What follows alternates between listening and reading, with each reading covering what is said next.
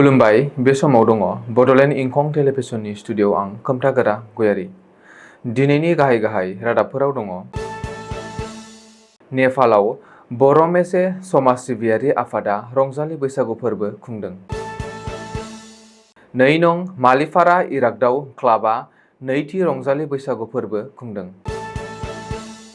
सासपेन्ड खालामजानाय ACS officer सुकानिया बरानिफ्राय 7.33 कौटि रां जब्द खालामनो हादों एडिआ। लामा जाब्रबथायजों सासे सुबुंनि जिउ खहा, रैखाथिखौ लानानै जिंगा सिखांदों। मिरुनि मन्त्रि पवित्र मार्गेरिटाया मालयेशियानि डेपुटि फरेन मिनिस्टारखौ लोगो हमहैदों। दानिया फैदिनि आबुं रादाबाव।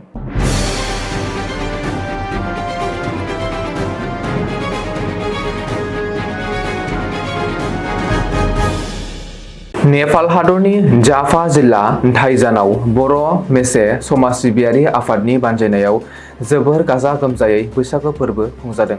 बे रंजालि बैसागु फोरबो खुंनायाव आगु एमपि सानसुमा खुंगुर बैसोमुथियारिया हांख्रायजानाय जर'खा आलासि महरै बाहागो लानानै बिबुंथि लाखिदों।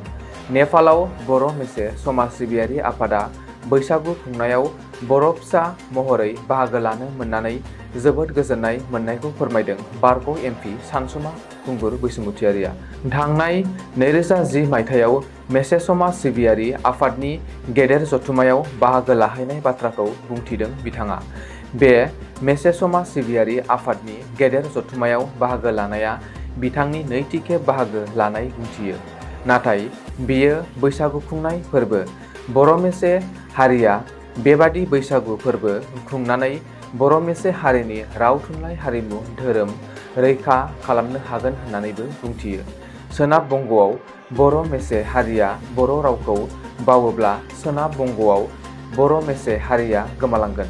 बेबादिनो नेपालाव बर' मेसे हारिया बर' मेसे रावखौ बावोब्ला नेपालाव बर' मेसे हारिया गोमालांगोन होननानैबो बिथाङा बुंथियो। गेदेमा बारग' एमपि सानसुमा खुंगुर बैसोमुथियारिनि बिबुंथिखौ खोनानानै बयबो जोबोद गोजोननाय मोन्दोंमोन। इयुनाव नेपालाव बर' मेसे हारिया बेबादिनो गाजा गोमजायै बैसागु फोरबो खुंफुंनो हाथों होननानैबो मिजिंथियो। मेसे समाज सिबियारि आफादनि बैसागु फोरबो खुंनाय हाबाफारियाव नेपाल हादरनि पार्लियामेन्टारि हाउसनि बुंथिगिरि गेदेमा देबराज धिमेरि बिथाङा बैसागु फोरबो बेखेवगिरि महरै नुजाथिदोंमोन। बिथाङा आलारि बाथि फोजोंनानै बैसागु फोरबो खुंनायखौ बेखेवनानै होयो आरो बेबादि मेसे हारिनि बैसागु फोरबो खुंनायाव बेखेवगिरि महरै बाहागो लानो मोननायनि थाखाय गावनि गोजोननायखौ फोरमायो।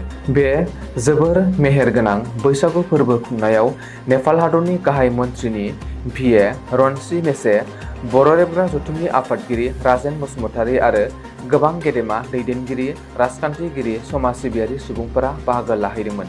मुंदांखा इउटुबार आलफ्रेड बसुमतारी, तेजपुर धेलापारानि मिलौदो देंखोगिरि लीना बसुमतारी, गलपारा दुधनैनि मोसागिरि हारिमु हानजा आरो गुबुन गुबुन आसामनि बर' हारिमु हानजाफोरा बाहागो लाहैनायाव थारैनो मेसे समाज सिबियारि आफादनि बैसागु फोरबो खुंनाया थारैनो जोबोद जाफुंसार आरो मेहेरगोनां जादों।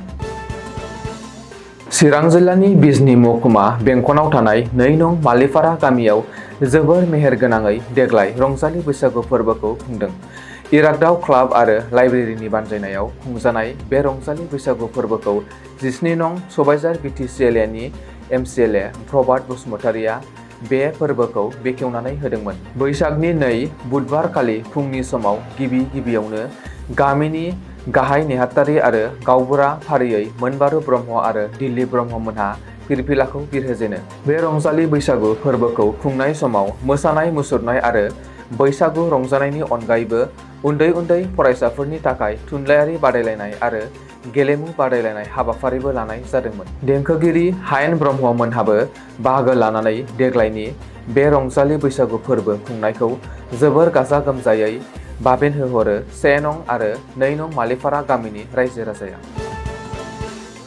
जाख्ल'नायनि दायाव कामरुप जिल्लानि एडिसि सुकानिया बराखौ थांनाय 2024 मायथाइनि जानुवारि दानाव सिएम भिजिलेन्सआ एरेस्ट खालामनानै 1133 पेजनि चार्जशीट होखांनायनि उनाव इनफर्समेन्ट डाइरेक्टरा सिग्रोमनानै आरोबाव 7.33 कौटि रां जब्द खालामनो हादों।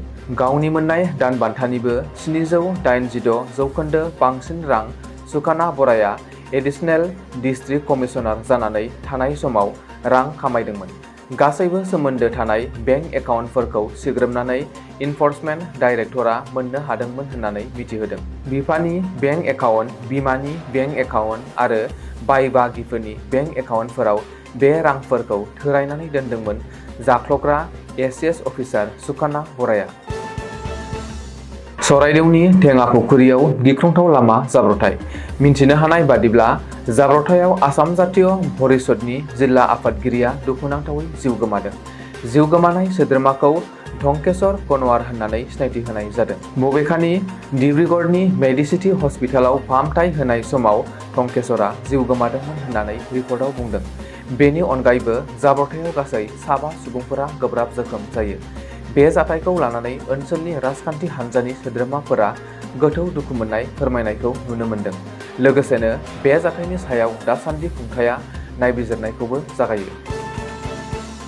मिरुनि बायजोआरि रायजो मन्थ्रि पवित्र मार्गेरिटाया कुआलालाम्पुराव मालयेशियानि बायजोआरि बिफान डिप्युटी मिनिस्टार दातुक मोहम्मद बिन आलीखौ सुक्रुबारखालि लोगो हमहैदों।